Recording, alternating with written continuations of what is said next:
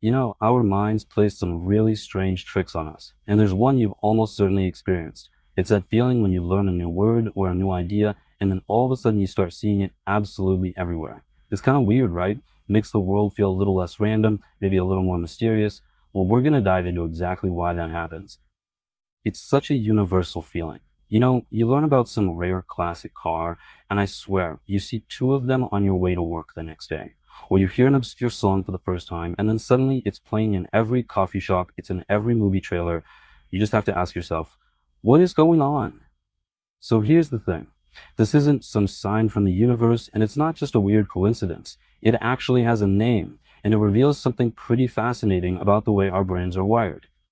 Okay, so let's get into it. This whole phenomenon actually has two names. There's the formal, scientific one, and then there's the much more famous, kind of mysterious one that, of all things, involves a German militant group. Yeah, seriously. The official term is the frequency illusion. Basically, it's a cognitive bias. It's this skewed perception where your brain, once it's been primed to notice something new, starts picking it out of all the background noise around you. It totally convinces you that the thing is happening more often, but it's not. The only thing that's changed is your awareness of it. So, while frequency illusion is the technical term you'd find in a textbook, you've probably heard it called by its much more intriguing, much more common name, the Bader-Meinhof phenomenon. And that right there is the central question, isn't it? How on earth did a cognitive bias that we all experience get named after a notorious far-left militant group from West Germany? It's a bizarre connection. To answer that, we actually need to understand a little bit more about how our brains filter the world. So our brains have this huge problem. There's just way too much information coming at them all the time. To deal with this, they've developed this incredibly powerful and mostly unconscious filtering system that has to decide what's important enough to even reach our conscious mind. Get this. Every single second, your brain is getting bombarded with about 11 million bits of information from your senses. That's everything. The sounds around you, the feeling of your clothes on your skin, the light in the room, all of it. Okay, so out of that massive fire hose of data, how much can you actually consciously process? Somewhere around 40 to 50 bits per second. That is a staggering reduction. So you have to wonder, what is doing all that heavy lifting? What's doing the filtering? Well, meet your brain's very own VIP bouncer, the Reticular Activating System, or RAS. This network basically acts as a gatekeeper. It's the reason you can be in a crowded, noisy room and still hear your name spoken from across it. Your RAS has learned that your name is important, so it lets that specific sound right through the gate while ignoring everything else. So the Baader-Meinhof phenomenon is really a two-step cognitive trick. First, selective attention kicks in. The moment you learn that new word or see that new car, your RAS flags it as, hey, this is suddenly relevant. Then, part two, confirmation bias takes over. Your brain wants to prove itself right, so it starts actively seeking out that new information, reinforcing this belief that, wow, this thing really is everywhere all of a sudden. Okay, so how do we get from this two-step process in our brains all the way to the name Baader-Meinhof? Well, it all started, believe it or not, with one person's letter to a newspaper. That's right, the entire informal name for this global phenomenon comes from a simple anecdote back in 1994. A reader named Terry Mullen wrote to the St. Paul Pioneer Press's online message board to share this weird experience he just had. He explained that he just learned about this group called the Baader-Meinhof Gang, and then in the next 24 hours, he saw their name pop up again in a totally unrelated context. He knew it was just a coincidence, but he gave it a name right then and there. And because of him, we now call this whole thing the Baader-Meinhof phenomenon. So who were they anyway?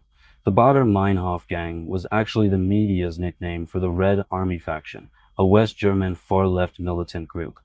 Their activity really peaked in the 1970s, and they officially disbanded in 1998, which was just a few years after Terry Mullen accidentally made their name famous for a completely different reason.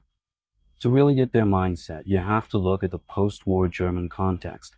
A lot of young leftists felt that their parents' generation had totally failed to confront Germany's Nazi past, especially since some former Nazis were holding positions in the new West German government.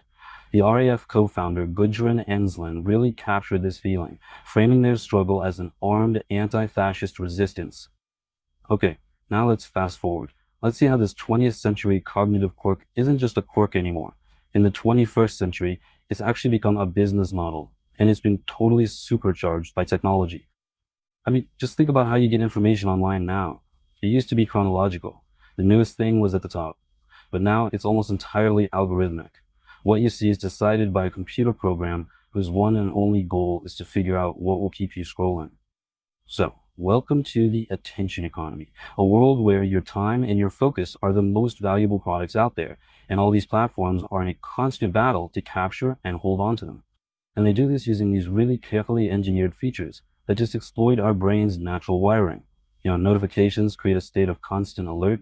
The infinite scroll breaks our attention span into these tiny, unsatisfying pieces. And of course, social validation, all the likes, shares, and comments triggers these little dopamine hits that can create patterns that look a lot like addiction.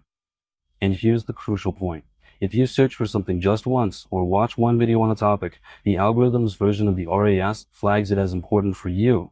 It then creates an artificial frequency illusion by just feeding you more and more of the same stuff. This creates these incredibly powerful filter bubbles and echo chambers. It is literally batter mine off by design. I know this all sounds a little dystopian, but being aware of it is the first step.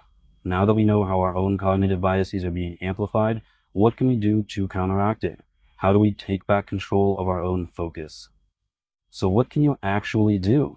You can try a digital detox every once in a while, just to reset your attention. You can practice mindfulness to become more aware of your own tech habits. You can improve your media literacy just by asking, hey, why is the algorithm showing me this?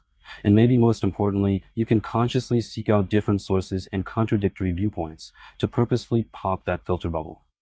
The frequency illusion started as just a simple, harmless trick of the mind. But today, it's a window into how our brains are interacting with this wild digital world. And it leaves us with a really critical question to think about. In this new attention economy, if you aren't consciously directing your own focus, who is?